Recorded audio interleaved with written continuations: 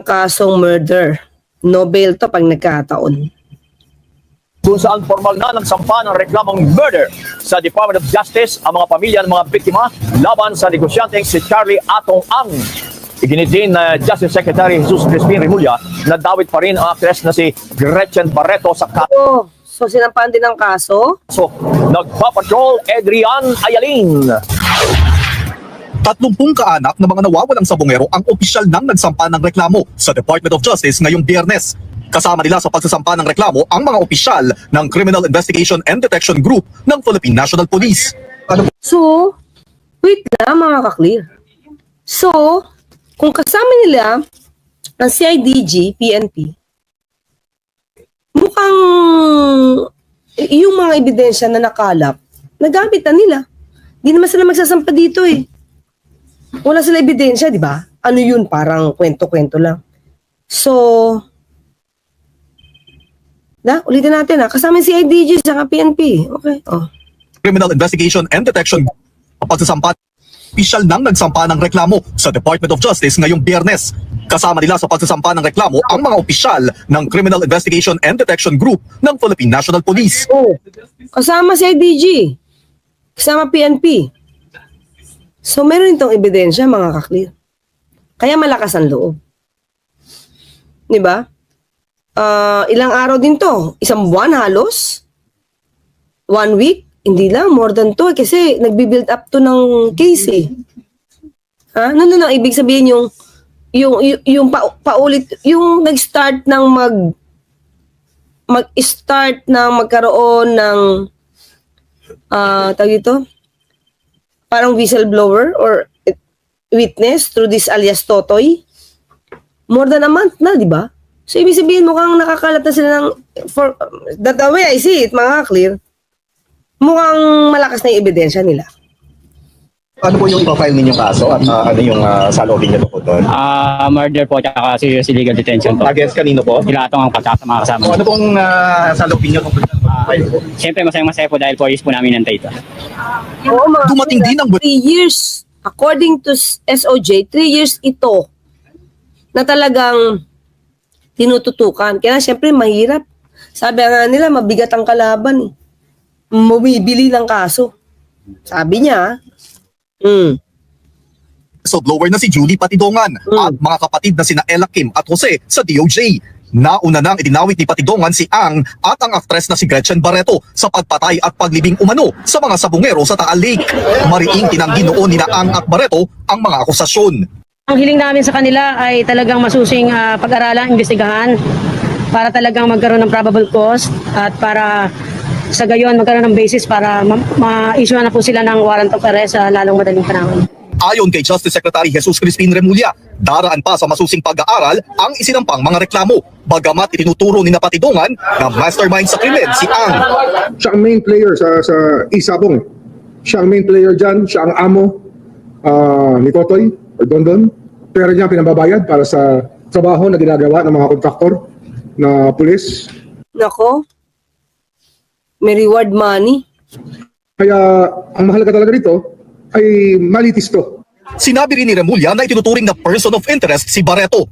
Maybe if there's a Jane to, maybe she's the I don't kasama yan sa pwede nating sabihin na persons of interest. Bagamat sinigurado ni Remulla sa mga pamilya ng mga nawawalang sabongero na mabibigyan sila ng Panahon hustisya. lang ni Pangulong Marcos ito, mga kaklir. Panahon ni Duterte, wala. Hindi ito tinapos. Kung di ako nagkakamali, parang walang nag-result. Kay Senator Bato ito. After mapuna ni Gretchen Barreto na mahal ang kanyang relos.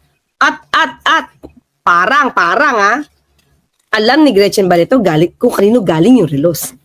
Kasi yung relos yung sinabi niya agad, kamamahalin yung relos mo Kanino ba yan? Di ba? Hindi umano ito madali at matagal ang proseso. Sa ngayon ay mga reklamo pa lang ang isinasampa ng mga kaanak dito sa DOJ at ibang usapan pa ang pag-akyat nito sa preliminary investigation stage bago pa ang tuluyang pagsasampa ng mga kaso sa korte kung sakasakali. Paliwanag ni Prosecutor General Richard Anthony Fadulyon, hindi pa kailangang hingin ang panig nila ang sa puntong ito.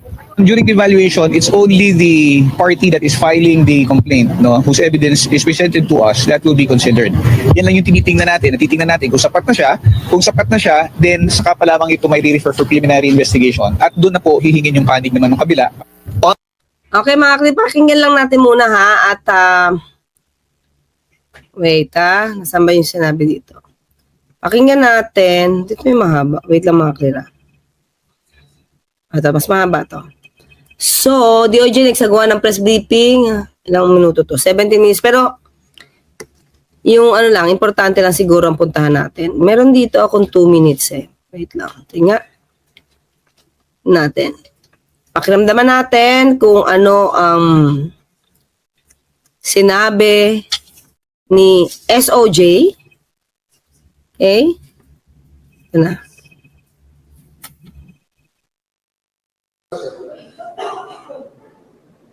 Hi sir, magandang hapon po. Sa Lima, Parang June 7. Sir, this morning po nakausap po namin yung mga pamilya ng mga nawawala sa Pumeba. Sila po ay nagpipima. Nalagayin po sila ng reklamo po sa Department of Justice. Ano po lang hinahin nila laban po?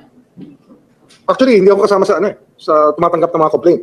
But syempre, sila ang families na involved dito dahil mga anak nila siguro, o kapatid nila, o asawa, yung mga nawawala. Kaya natural lang sila maghahain ng kaso. And ang ipa-fight nila dyan, kidnapping, murder. At, well, it's for us to appreciate lang sa mga affidavits na padalhin din nila rito. So it's really up to the prosecution panel to determine kung ano ang tamang gawin sa bawat reklamo na final dito ngayong araw. Sir, ito po ba yung resulta ng ating case? This is part of it. Kasi ongoing naman yung ibang efforts natin. Whole of government naman yung approach natin. But humingi tayo ng tulong sa iba't ibang branches ng government. Meron pa naka-standby to help. Kaya lang, syempre, ang nakasalang yun talaga na very busy, which we appreciate talaga. Napasalamat kami sa Coast Guard. Kasi malaking bagay na they do the technical dives. Kasi napakahirap na gawain dyan. It's not easy to be doing what they're doing. Diving in fresh water na ganun kalalim. Sir, in interviews po this morning with the families, ang sinabi po nila, sila po ay nag-file ng reklamo ng murder and a serious legal attention. However, complaints against the businessman, Charlie Atong and other associates. Ano po yun? Alam niyo? Well, meron namang witness who testifies to the fact that that person was involved. O yan, di ba? Sinabi niya dito na meron namang key witness to testify. So, just try to read between the lines na sabi niya. Kasi, unang-una, yung mga kamag-anak na nawawalang sabongeros, na missing sabongeros, kasama kasama yung CIDG na nagsampa ng kaso. Diba? At pag nasampahan mga clear, I mean, ayaw kong pangunahan, ayaw ko i-preempt pa, pero unang-una, hindi maglalakas ang loob ng mga ito, even the CIDG to file a case, kung, alam mo yun, yung wala silang hawak. Diba? Kung wala silang hawak. At sabi naman ni SOJ, syempre, neutral siya dito dahil sila na may mag-investigate at kung kayo dapat isampa sa korte o hindi. Pero, DOJ din yung nag-investigate eh. At si alias Totoy, si Julie, hawak ng PNP. Diba? Hawak ng PNP. At nakausap na ng DOJ. So, may mga pagkakataon sinasabi niya na may credibility si Julie, si alias Totoy. Diba? In the commission of these crimes as the mastermind. Konti pa. Well, meron namang witness who testifies to the fact that that person was involved in the commission of these crimes as the mastermind and as the head of a criminal organization. So basically, we take it from that. Na the witness has already given us many or a lot of information about nabigyan niya tayo ng impormasyon tungkol sa mga pangyayari at kung paano ginagawa ang nangyari at kung sino-sino ang mga naroon na may sala sa mga krimen na naganap laban sa mga sabongerong nawawala. At mahalaga dito ay magkaroon ito ng paglilitis pagdating ng panahon para naman magkaroon ng katahimikan ng lahat, ang isipin natin lahat mga Pilipino. Sa akin, sa basa ko mga ka-clear, naniniwala siya doon sa witness. May nakakita, may magwi-witness, para iturong siya yung mastermind. Okay? So, at kailangan itong malitis para sa ikatahimik ng mga kamag-anak ng mga biktima. Diba? So, pag murder to, mga kaklir, tandaan nyo, no bail to. No bail. Bakit? Kasi capital offense yan. Capital offense yun. Pinakamataas na penalty niya kasi since suspended ang death penalty, it's reclusion perpetua. Parang life imprisonment ang dating nun. So, that's no bail. Okay? Kasi nga, kung di natin aalamin ang hindi natin gagawin ang dapat gawin dito, ano na lang tayo? Tayo ba'y alipin na lang ng pera? At tayo ba'y, ang buhay ba natin ay nakasalalay lang sa may... Oo, tingnan nyo Kung hindi natin to aaksyonan, tayo ba'y magiging alipin na lang ng pera. So it means, ang akusado, lumalabas, ay mayaman. Ang akusado, lumalabas, kayang bumili ng hustisya.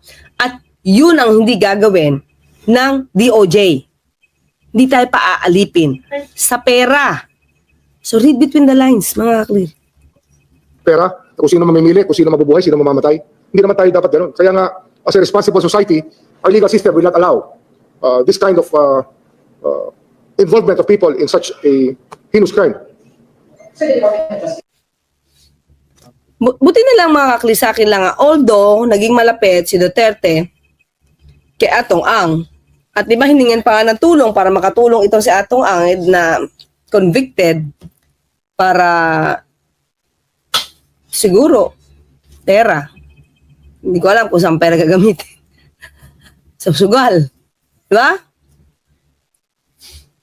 Tingin ko buti na lang hindi itong for the past 3 years or 2 years hindi masyadong link si Duterte saka kay Atong Ang.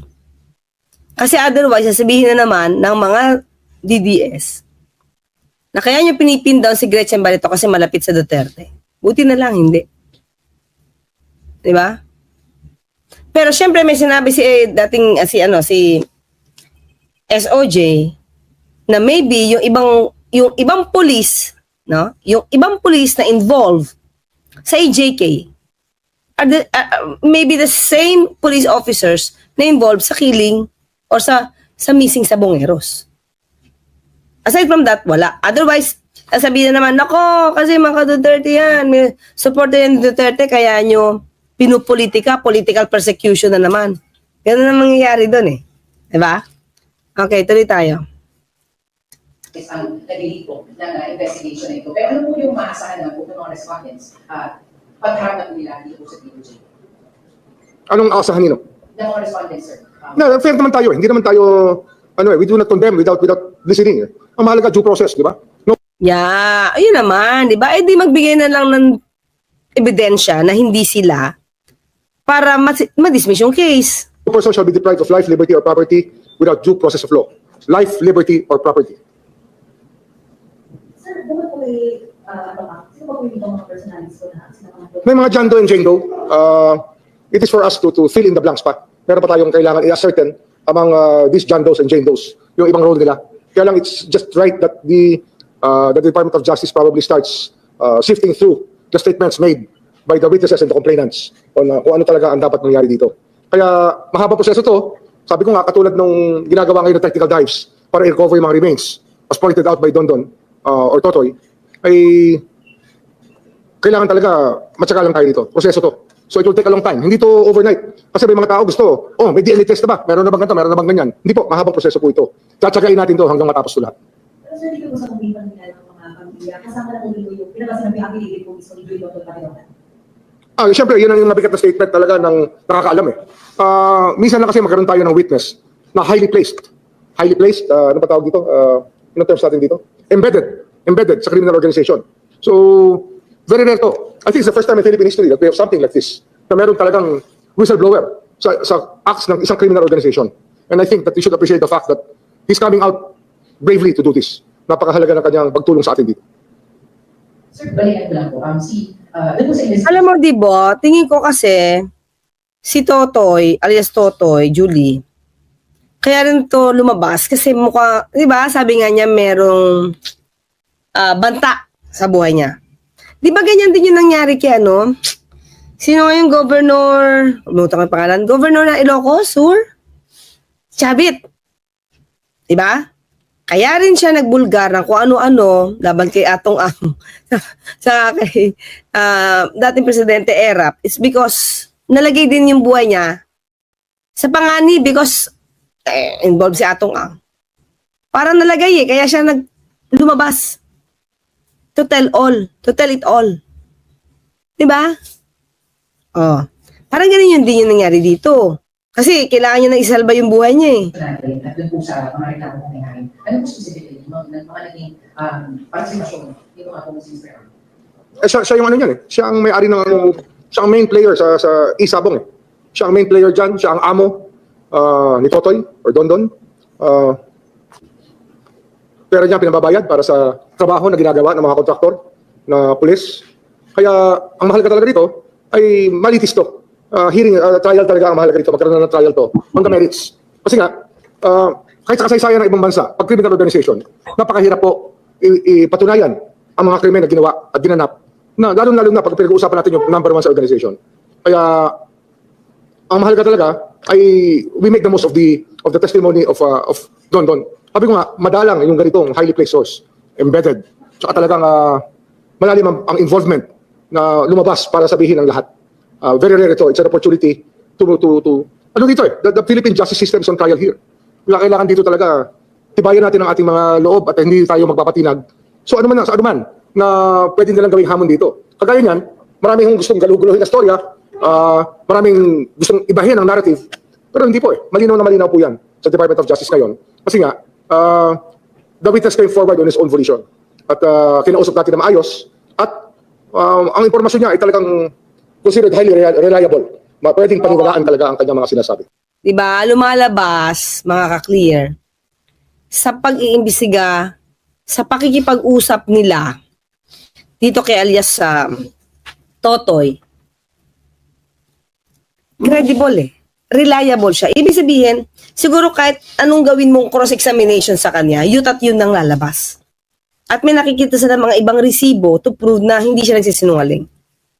Kaya sabi, may mga tao na gustong ibahin ang kwento, siyang gawing mastermind pa ito sa Totoy, pero mukhang hindi bumibenta eh kay SOJ. Dahil mukhang, alam mo, ganito yan eh. Hindi ka naman basta-basta magka-come out into something, especially ganyang kalalaking taong involved. Ang mayaman, Gretchen Barreto, mayaman, kilala. Hindi ka magiging irresponsable dito sa pagkuha ng at pag-iimbestiga ng kaso. Malaki taong involved. So, di nila yung paniniwalaan kung talagang walang silang nakitang katotohanan mula kay alias Totoy at yung ibang mga witnesses. Baka nagko-corroborate eh. Di ba? Corroborating yung ano eh. Yung mga witnesses. Di ba? Oh. So, ang pinapalabas dito siguro,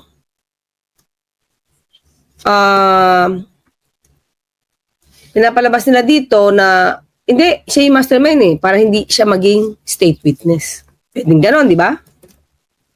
Oh. So, yun, the way I see it, malakas ang ebidensya na nakuha ng CIDG. Sir, also complaints. Sir, si Elaki Patogan po yung siya po yung sinasabi before na mag-evaluate. Yes, sure. Dalawa yan. Yung isang kapatid, nandun din. Although may conviction na yung kapatid, kaya nga nagtatago sa batas dati yan.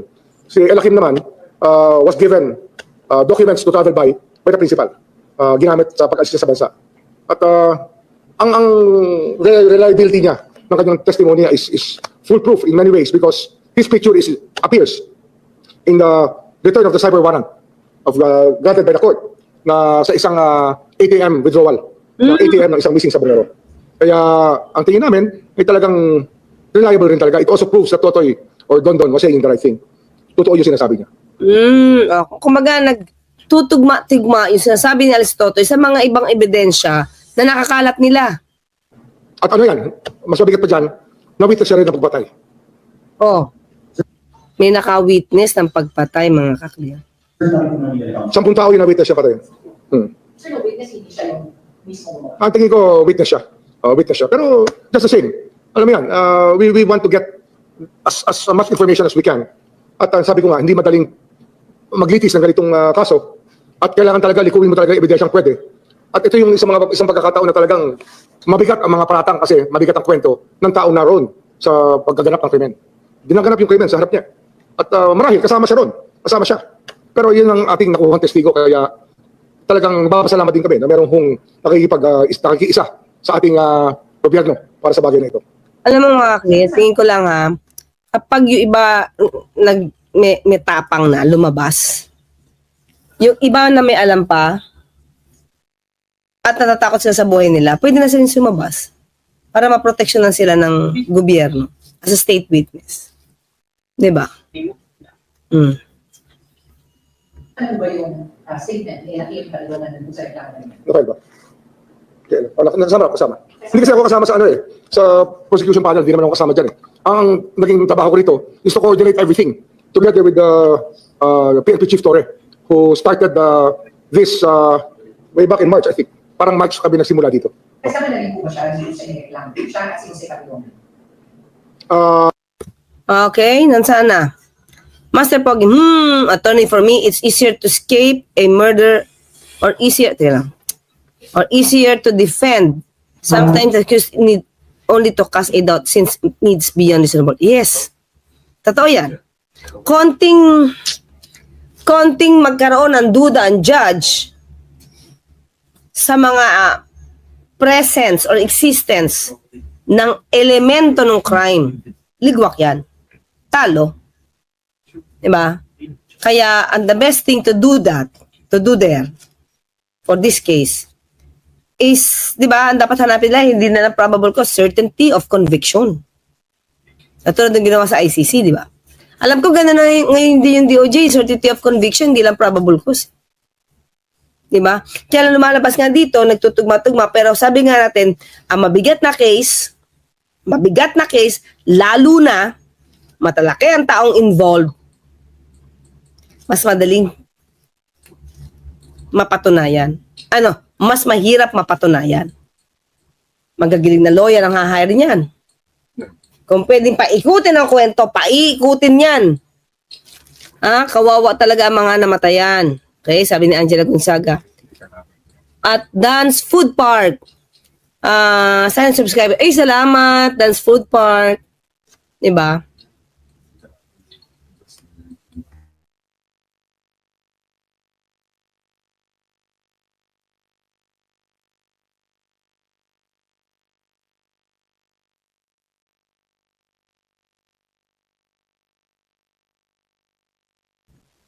Ang kalaban daw dito ay the best lawyer you can buy. You can read between the lines.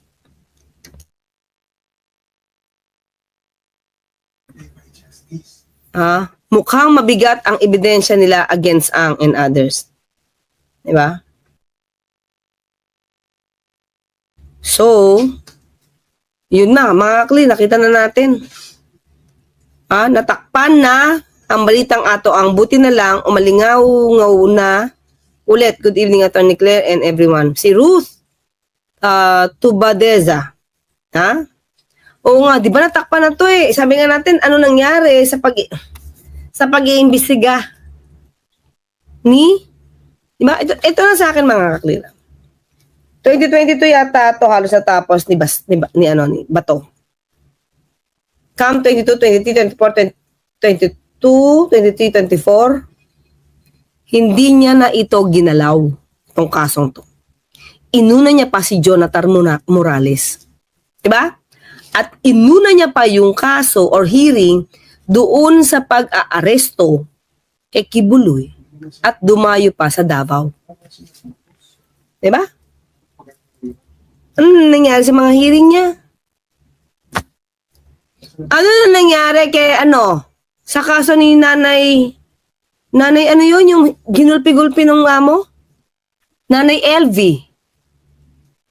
Ano na? Di ba? Grandstanding lahat sila dun. Pati si Robin. Kang ganun-ganun na. Pakan kita dyan. Ano nangyari dun? Ano nangyari? Ano nangyari dun sa hearing dun sa siklista? Na nakabangga yung dating police ba yun? Na taga Supreme Court? Ano nangyari dun? Pilit-pilit pala mag-hearing. Kahit alam na nagkaayos na. Diba? Sumama pa si Fortune, sa Attorney Fortune. Ano nangyari dun?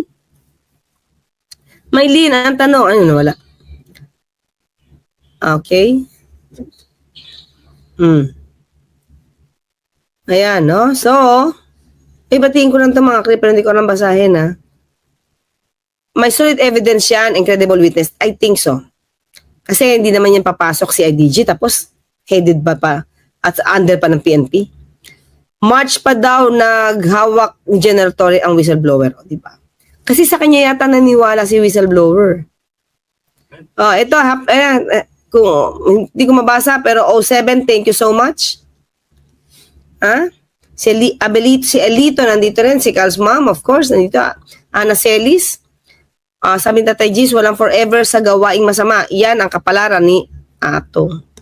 Well, syempre, mga kaklit, case pa lang yan. Hindi natin alam ano mangyayari sa korte, ha? Kaya dapat galingan. Kung talagang nais, EJK Style Duterte, Esing Mariano, kung talagang dapat mapanagot to, galingan din ng mga state prosecutors. Di ba? At dapat itong i-monitor. Sabi nga, kaya bumili daw ng hustisya. Di ba? Okay. Sabi ni Maylene, sana manatili na kapikit ang hustisya. Dalawang mata dapat, Maylene, dalawa. Hindi nakapikit, nakapiring. Tapos walang nakikita. Dapat pantay. Okay? Maraming salamat kay Nelson Cupino sa iyong sa iyong star, tama ba? Sa superstar. Or sticker pala, sticker. Sa sticker. Marian Sanguyo. Dapat na makulong na si Atong, ang isa sa mga mapanganib na tao sa Pilipinas ka level nila Digong, Kibuloy sa paggawa ng kasamaan. Well, considered, pa rin, innocent until proven guilty. Sa mga claim, meron pa po tayo, ha? Anong topic natin? Salute itong administrasyon, ang tunay na matapang. Unknown. Actually, ang bilis mag-solve halos ngayon ng mga cases, ha? Diba? Yung mabibigat. Kidnapping ni Kay. Diba? Ito. Kibuloy. Diba? Ang dami. May kumakalat na dawit daw si Bongo sa negosyo ni Atong Ang. Oh. Yung ba? Well, anyway, hanapin ko. We have to research on that. Kung umamoy-amoy tayo. Sa mga clear, meron tayo, susunod nating topic ay Hanilet Avancenia. Ano to? Kinik out din? Kinik out din ba ni Kaufman at saka ni Sara? Let's see. Bridget Tata, hindi ko nga alam kung yung mga sinasabi ng mga Duterte dati na yung mga girlfriends, wag na kayo umasa, maghanap na kayo ibang boyfriends. Mukhang one step ito para sipain si Hanilet. Nanay lang nila nakakadalaw, tandaan nyo. Si Mrs. Elizabeth lang. Si Ma'am Elizabeth lang. Diba? So, ilang beses na nakadalaw si Nanay Elizabeth? 2. Hanilet? Bakit? Let's see. That's our topic. Sana makasunod pa kayo. Sabi ni Teresa Carion. Tessie Carion. Good PM, Attorney Claire. Secret viewer here. Di ka pa, Yusek, pero nakaantabay ako lagi sa topics mo. Ngayon lang ako nag-message. Thank you, Ma'am Tessie Carion. At binabati ko po si Ma'am Ida Masukat, si Auntie Amethyst, at saka si Nanay Vicente. Nako, Antonia Vicente. Thank you. May sinabi si Gretchen kay Bato tungkol sa watch yan, di ba? Ayun, Rolex, Patek. At sino daw ang nagbigay? Mukhang may alam. Mukhang may alam. Kung sino nagbigay ng mamahaling relos kay Bato. Kay Senator Bato. See you in a while, mga clear. Bye!